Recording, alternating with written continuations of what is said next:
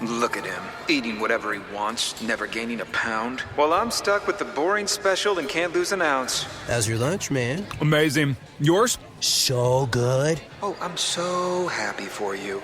Cool, buddy.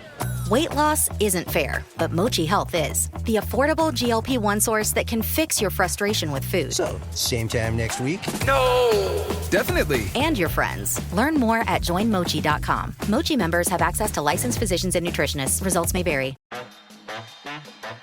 At DSW, we ask the important questions, like, what shoes are you going to wear?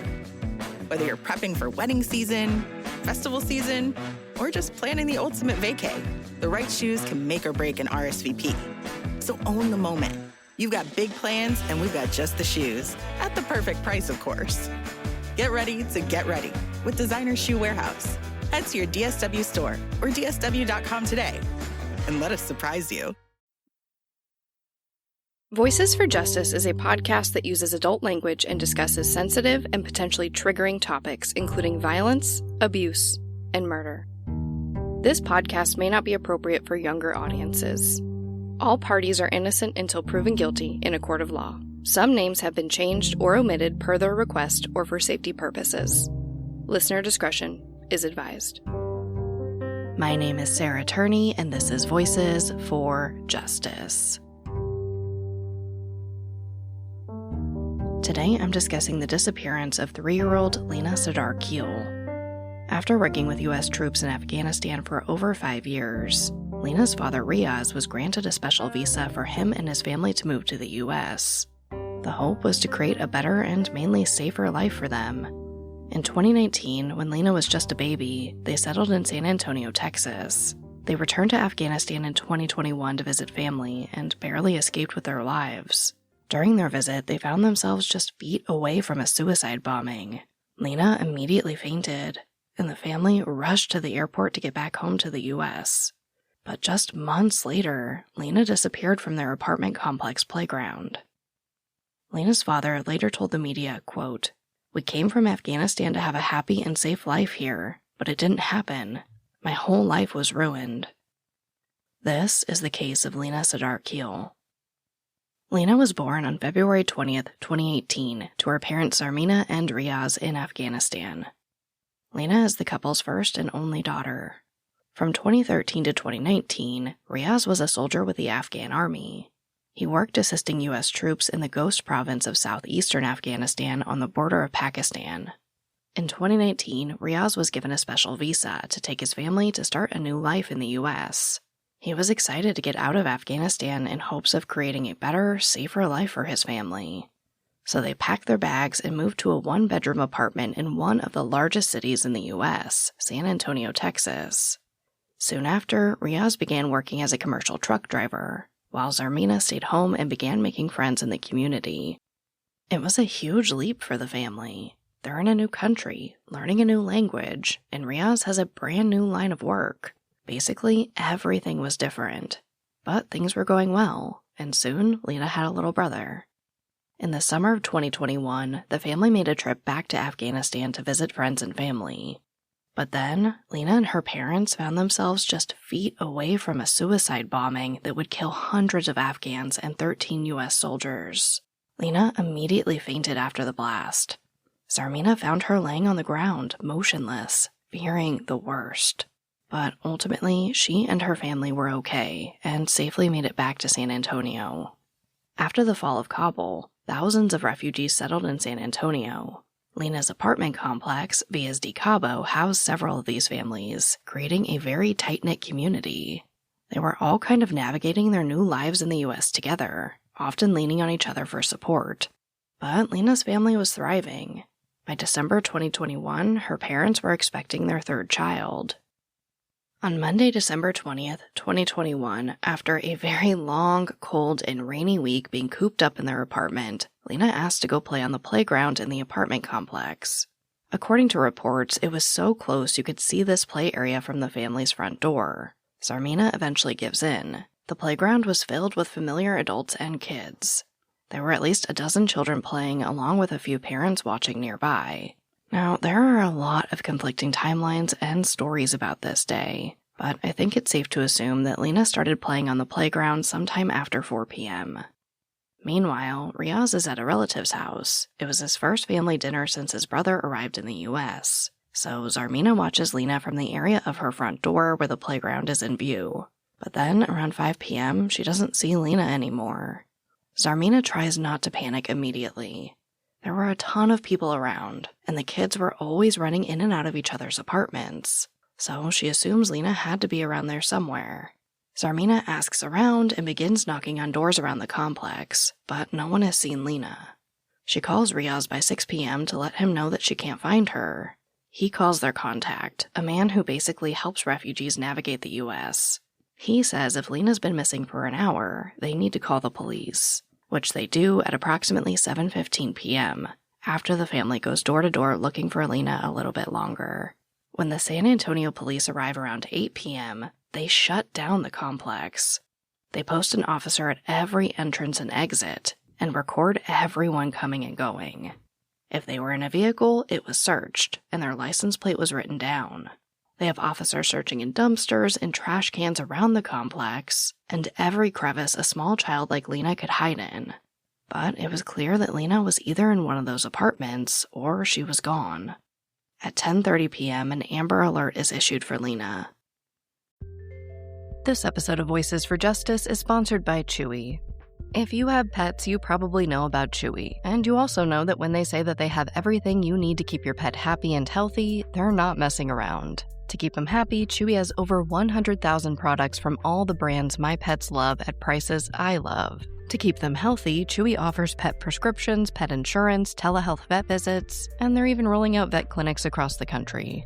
I've been shopping with them for a very long time. And in addition to the auto-ship feature that gets the dog's food to them every single month, I also love to experiment with different treats. But I'm a bit picky. For me, it has to be high quality with simple ingredients. I recently picked up treats from Shepherd Boy Farms that are 100% just chicken breast. Popcorn and Heber are already obsessed. Chewy has everything you need to keep your pet happy and healthy. And right now, you can save $20 on your first order and get free shipping by going to chewpanions.chewy.com/Sarah E. Turney. That's chewpanions.chewy.com/Sarah E. Turney to save $20 on your first order with free shipping. chewpanions.chewy.com/Sarah E. Turney. Minimum purchase required. New customers only. Terms and conditions apply. See site for complete details. Insurance isn't one size fits all. That's why customers have enjoyed Progressive's Name Your Price tool for years now. With the Name Your Price tool, you tell them what you want to pay, and they'll show you options that fit your budget. So whether you're picking out your first policy or just looking for something that works better for you and your family, they make it easy to see your options. Visit Progressive.com. Find a rate that works for you with the Name Your Price tool. Progressive Casualty Insurance Company and Affiliates. Price and coverage match limited by state law. Let's talk about the search for Lina. The SAPD set up 2 command posts, one at the USAA building across the street from the apartments, and another at SAPD headquarters. The complex itself is 2 stories tall and filled with a ton of narrow pathways and walls, so it's pretty easy for a child to get out of their parents' sight. To the south is a public storage facility, a sign shop, a medical clinic, and a bank. Directly across the apartment complex to the west is a handful of restaurants, including a Sonic. There's a mechanic, a daycare. There are some patches of nature, basically trees, but it's mostly apartment complexes and businesses. Pretty much immediately, the FBI was called in, and they poured a ton of resources into the search. They used the Child Abduction Rapid Deployment Team, the Behavioral Analysis Unit, Intelligence Response Teams, and forensic examiners. Between the FBI and the SAPD, there were hundreds of officers searching for Lina. SAPD Chief William McManus reported that in the first 2 days Lina was missing, they searched over 300 apartments, some more than once. One tenant of the apartment complex that did not want to be identified told KSAT News, quote, FBI showed up and they searched my apartment. They looked under the bed, under the couch outside. They had this questionnaire, going through questions. Would you be willing to give a DNA sample if needed? The manager of Belden's Automotive across the street also reported getting a visit from authorities. They were looking for footage from his security cameras. His shop can actually see the entire front entrance to the apartment complex. The public storage to the south of the complex also has security cameras, and many of the other surrounding businesses do as well. But Lina's apartment complex did not have security cameras at that time. They used search dogs, collected a ton of video footage, and had officers in hazmat suits searching dumpsters. They also leaned on Afghan community leaders to help them connect with the community, and they spoke about Lina at the Islamic Center of San Antonio, urging anyone with information to come forward. Chief McManus said anyone with information about Lina could stay completely anonymous. They wouldn't pressure them for any more information, they just need help. Information about Lina was shared in English, Spanish, and Pashto, her native language. Chief McManus estimated that about 15 organizations in total helped with the search efforts for Lina. People donated food, transportation, reward funds, but they were coming up empty-handed. On Wednesday, December 22nd, the Islamic Center of San Antonio announced that they raised a cash reward of $10,000. By Thursday, it was up to $100,000. The same day, Crime Stoppers of San Antonio offered an additional $50,000 for anyone with information that led to an arrest.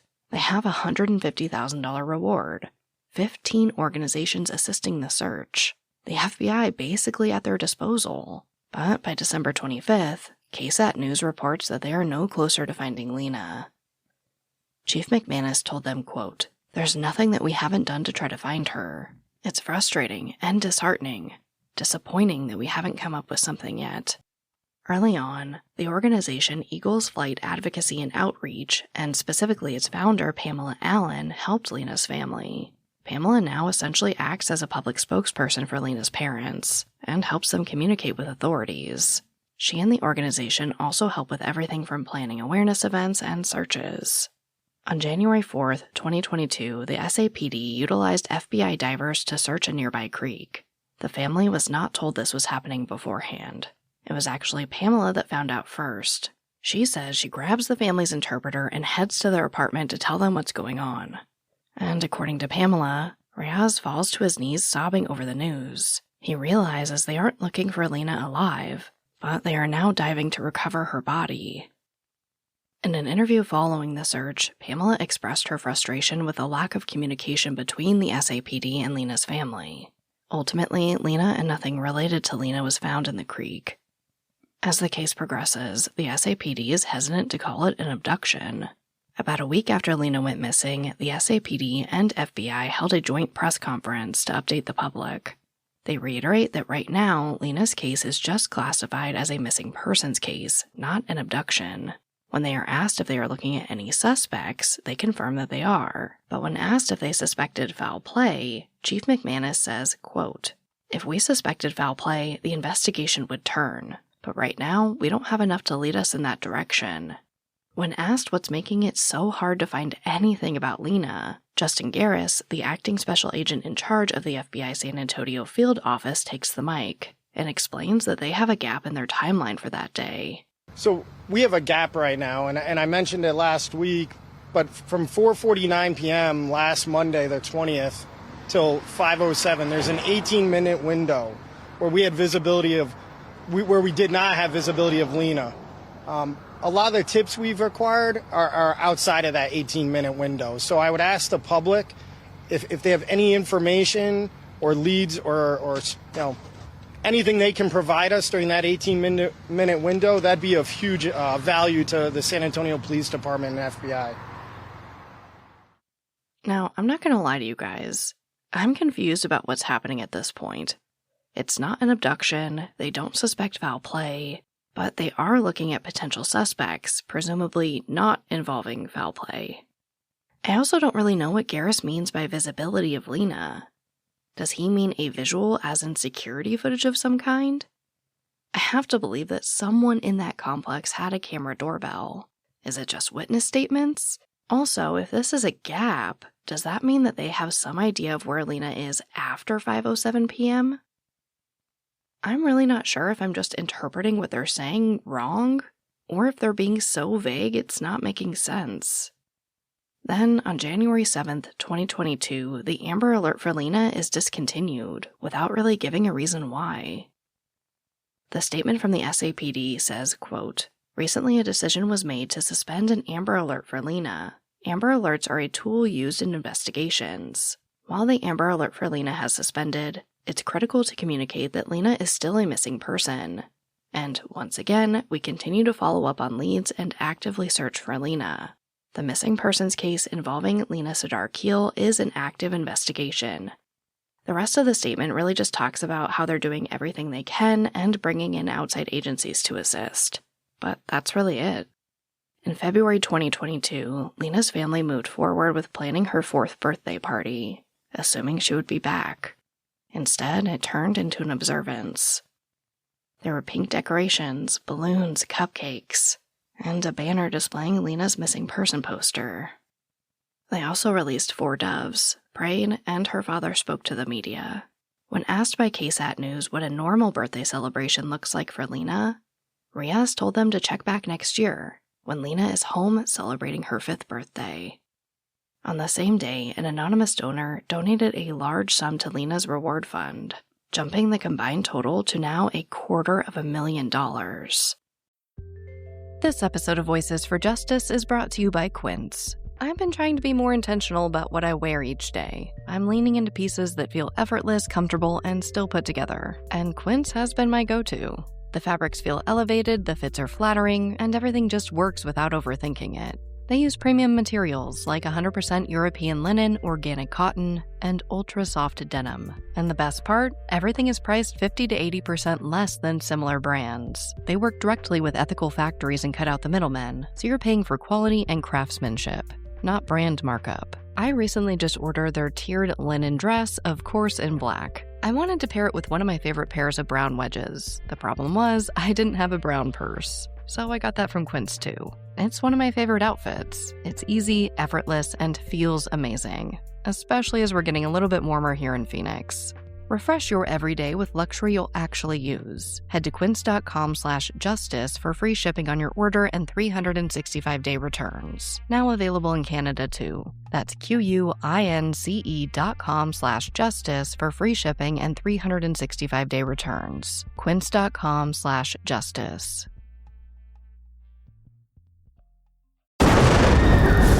What they did to your family, you're lucky to make it out alive. Streaming on Peacock.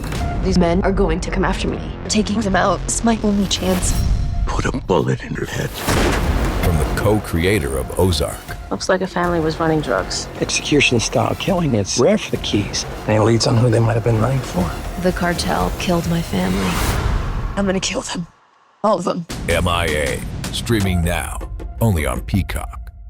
While Lina's family has received an outpour of support from their community, they've also received a lot of backlash and have been the subject of some vicious rumors. Some seem to be deeply rooted in prejudice. Others, I personally think, were perpetrated by conflicting stories of Lina's disappearance by the media. Let's start with the insane amount of misinformation in this case. I'm going to be honest again here and say this is one of the most confusing cases I've ever covered. And I think that's because a lot of things are being misinterpreted. Literally.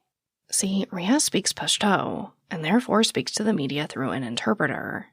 And there are so many different stories out there about the timeline of when Lina went missing. Now, I do want to say up front that the SAPD say these parents have been fully cooperative, and I'm not trying to cast any suspicion on them.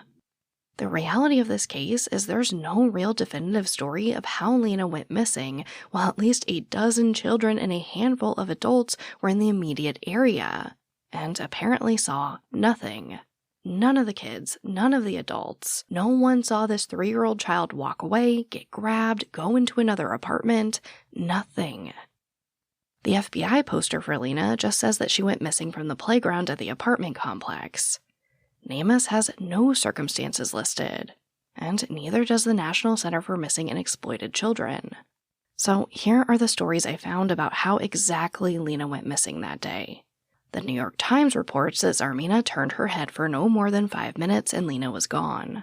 Fox 7 Austin reported that Zarmina was watching the kids, saw Lina walk down a path away from the playground, and she was just gone. My San Antonio and the chief of the San Antonio police reports that Zarmina left for a short period of time, and when she came back, Lina was gone. There are even some reports that Zarmeena might have gone to the store. Now, Zarmeena does not give on-camera interviews to the media. Their family advocate Pamela has told the media that this is due to the family's religion and culture. Riaz's concerns are darker. He has stressed that due to the Taliban, he's very concerned for his family in the US and Afghanistan should she appear on camera or in photos.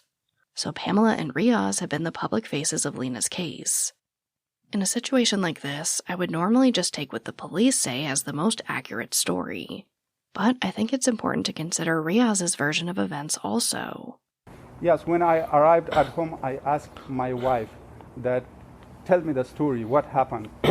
My wife told me that the little girl, she exited the park, the small park, and just toward the pathway, and from there, she missed her. What do you mean she missed her? It means like she didn't see her anymore. Okay. Yeah. So she saw Lina go which way? Yeah, she exited like the fencing area towards the concrete path, and she was disappeared from there. And she lost like the scene of her. Lost sight of her. her. Yeah. And she had went back inside the house at that point, or what happened? Did she leave? و کله چې هغه د پنجرې نه ووتله کور ته ولاړه ورسېدله نه د ورکېدو نه مخکې یو ځل د اوبو په خاطر کور ته راغله بیرته راغله اوبه یې ځان سره ویوړې هملته پاتې شوه چې کله اوبه یې خپلې مور ته ورکړې بیرته ماشومانو ته ورغله ماشومان نه بیرون چې کله ووته د پنجرې نه ووته بیا نه ده بس تر اوسه ورکه ده. Yeah, before she got disappeared, she first went to the apartment just to grab a bottle of water, and later on she came back to the fencing and she just delivered the water to the other kids, and once she exited the fencing area, then she got disappeared. Lina did. Yeah. Lina. Did she run? I mean, she didn't, or she just didn't see her anymore? She didn't see her at all. The mom didn't see Lina at all anymore. دغه وروسته مور ونه توانېدله نور چې لینا وګوري. او د مور دا فکر وکړ چې کور ته راغلی ده کور په ځای کور کې وکړه هر ځای کې کنه کور کې نشته بس یو بل خواته لاړه او یې کتل چې لینا نشته. The mom thought that Lina might have gone back to the apartment, but when she went to the apartment and she realized that Lina is not in an apartment, she came out from the apartment and just searched in surrounding areas. But she couldn't find her whereabouts. And no one has seen or heard from her since then, right? No. So basically, what I heard was that Riaz says Lina went inside their apartment to grab waters for the other kids, handed them the waters, wandered away down a concrete path, and disappeared while her mother watched. Now, I will say that I don't think this story is incredibly different from the one SAPD tells us. But it seems that Zarmeena does have an idea at least of what direction Lina was headed in. And I don't know why that isn't a part of the SAPD's retelling of the events of the day she went missing. Either way, all of these conflicting stories combined with the fact that Zarmeena is not doing on-camera interviews has caused a ton of people to attack the family. Some have also pointed to Lina's height and weight as a sign that the family is being deceptive. It seems that at 3 years old, Lina was already 4 feet tall and weighed 55 pounds. This does put her far above the average height and weight for a 3-year-old. But Lina was just months away from her 4th birthday. And we all know all kids grow at different rates. Now, this is just pure speculation. But I also think it's possible that if Lina's parents were estimating her height and weight, those numbers could have been lost in translation. Afghanistan uses the metric system, as does most of the world outside the US. Many have attacked the family because they are from Afghanistan. Rumors swirled that Lina was unwanted due to her gender and sold off as a child bride. That her parents killed her to make room for the new baby boy. When her parents released another photo of Lina from the day she went missing, the speculation only got worse. Her parents were accused of hindering the investigation by not providing it before. It was further proof for some that they were hiding something or sold her. I think it's worth noting that this photo doesn't really show Lina's face very well. It's basically kind of covered by what looks like some type of treat. The photo was released to show the jewelry she was wearing that day due to a large influx of questions about it. So it shows Lina wearing her red dress, gold earrings, gold-colored bracelets, blue plastic bracelets, and a Taweez around her neck, which holds scripture from the Quran. So aesthetically, it looks like a long, dark-colored necklace. But again, this just made people go wild on social media. One top fan of the News 4 San Antonio Facebook page wrote, quote, "So why would Uncle take this pic the day she disappeared? Did he send it to someone and sold her? No matter what, this picture should have surfaced the day she disappeared. Sounds like time to get her out of the country for the delay. I would check all his cell communications since her disappearance." This comment got 31 likes and 2 comments, one of which says, quote, "The photos look staged, like from a catalog. I bet she was sold." Another comment said, quote, "The parents sold that poor baby, point blank. They really need to look into the shady parents." The comments only get worse. I also think it's worth noting that according to the family's advocate, the family's phones have been investigated. Now, I don't know what happened to Lina.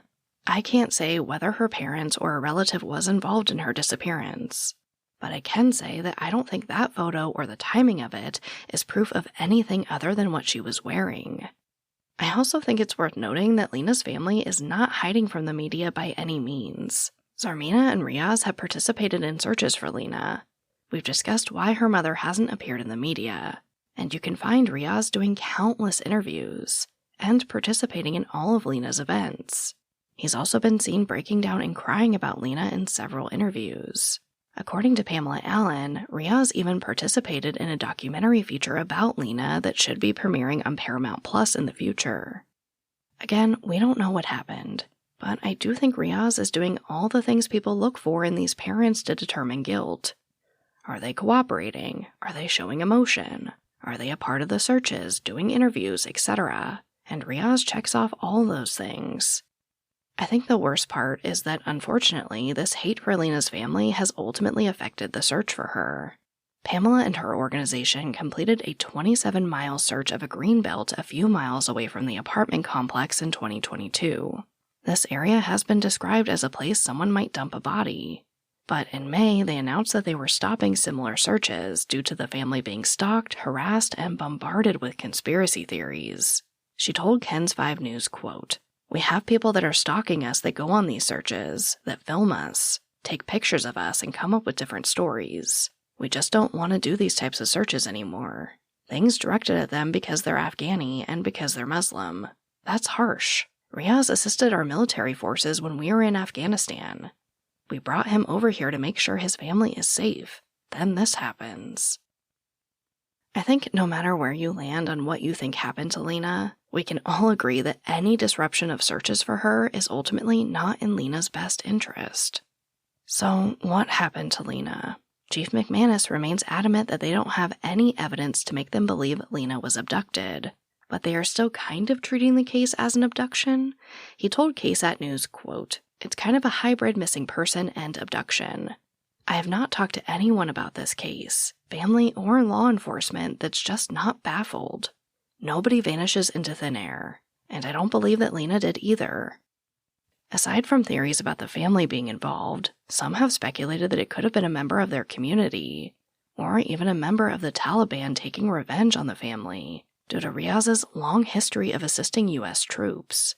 Many of the refugees in the community have expressed fear for their own children following Lina's disappearance. Family spokesperson Pamela Allen says that they now believe Lina is likely no longer in the San Antonio area, and Lina's father still holds out hope that she's alive. He says from day one, it's been 11 months. He still thinks the same that he thought day one, which is that she's coming back. Sooner or later, she's coming back, either today or tomorrow. He has that feeling that she's there. She's out there. She's going to return. So he still feels within himself that she is alive and coming back. Yes. Now, you guys know, I usually don't try to insert what I think about these cases in terms of theories. I am fully in the boat of who am I to tell you what to think about these cases. I really do just try to lay out the facts, the popular theories, and let you guys think critically without my opinion clouding things up. But I have to say, there being no video evidence of Lina leaving the apartment complex has me extremely worried. I can't imagine a scenario where Lina just walked away without being seen. People in the area knew Lina and her family. I found reviews for the apartment complex talking about lots of kids of all ages running around causing trouble. People knew these kids. People knew Lina. I think it's very possible that she either never left the complex or was grabbed so quickly and taken away from the complex, possibly hidden in a vehicle, that no one saw her. But it had to have happened so fast. If Lina really did walk away from the playground down a concrete path out of her mother's sight, I could see a scenario where Lina turns a corner and is grabbed and taken into an apartment very quickly. Maybe she's lured in, maybe she asked to use the restroom. Given how large that complex is, the reviews the tenants have left about large groups of children of all ages roaming the complex, I don't think Lina was alone for very long. That or someone who did see something isn't saying anything, despite the huge reward. Lina's mother told ABC News, quote, "We all have the same pain. It doesn't matter that I'm from Afghanistan. I have a different culture, different religion. What we have in common is the pain of motherhood as a human, the same for all people." That brings me right to our call to action. Let's keep the pressure on Lina's case. This is another one that got really big in the media and then just kind of fizzled out. Lina did recently get a tiny feature on a TV show, but it was a 30-second blurb. So please share Lina's case. As a reminder, Lina Sardar Khil was last seen at the Vive de Cabo apartment complex, now known as the Vive Apartments, on Fredericksburg Road in San Antonio, Texas, on the evening of December 20th, 2021. She was wearing a red dress, black jacket, black shoes, real gold earrings, gold-toned and blue plastic bracelets, and a Taweez around her neck. When she went missing, she was 3 years old. She would now be 4, almost 5. She has brown hair and brown eyes. Anyone with information is urged to call the San Antonio Police Department at 210-207-7660. But as always, thank you, I love you, and I'll talk to you next time. Voices for Justice is hosted and produced by me, Sarah Turney, and is a Voices for Justice media original. If you love what we do here, please don't forget to follow, rate, and review the show in your podcast player. It's an easy and free way to help us and help more people find these cases in need of justice. You can also support what we do here over on Patreon at patreon.com/voicesforjustice. And for even more content, check out my other podcast, Disappearances, only on Spotify.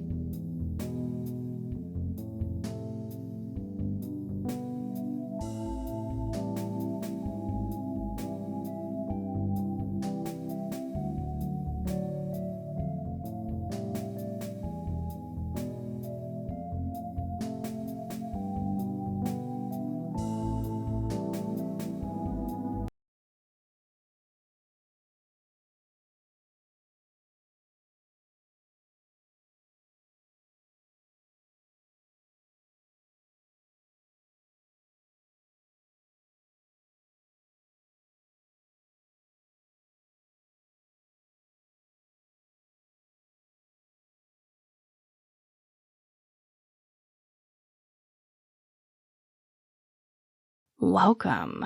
It's been a while since we've been in this moment. I have to say, this was a very difficult episode for me to cover. Not only because I will admit that I'm absolutely ignorant to a lot of what life looks like in Afghanistan. I had to do a lot of research and try to understand the best I could, but I'm sure that I absolutely still have a ton more to learn. It's just a really difficult case with all the different stories, with law enforcement, in my opinion, being pretty vague. It was just a harder one to cover, but ultimately I just wanted to get Lina's story and her face out there. I don't really care if Lina's parents lied about her age or it was misinterpreted. the thing is, Lina needs to be looked for. It's about Lina. And when I saw that the backlash had stopped searches for her, I think that's what made me cover the case. I was like, absolutely not. Like, I get it. Everybody has their right to their own opinion. You guys know me. I try not to tell you what to think. I try not to tell you what I think. I know that being an influencer of any type, and you guys know I hate that word, whatever, having a podcast, being in the social media and public eye, I don't want to cloud your judgment with my opinion, because who am I? I cover these cases and I try to raise awareness, but I'm not an expert in this. I will also say that the weirdest stuff happens in true crime.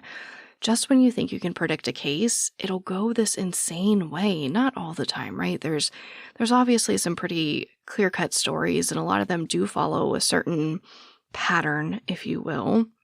But I think oftentimes we get these stories and we just don't know where they're headed. So I'm always really hesitant to say, this is what I think, and you guys should think this too, because again, who am I? What I love about bringing you guys stories is this collective kind of think tank that we create. We can ask, questions that are relevant, and we don't have to really go attack people because, as we've seen in this episode here, that can negatively affect the victim. So again, no matter what you think about Lina's case, who you think did it or didn't do it or what happened to her, please share her story. She's just a little kid and she needs help. I do also just want to take a moment and acknowledge all these really unsung heroes in this case. You have USAA letting them use the building.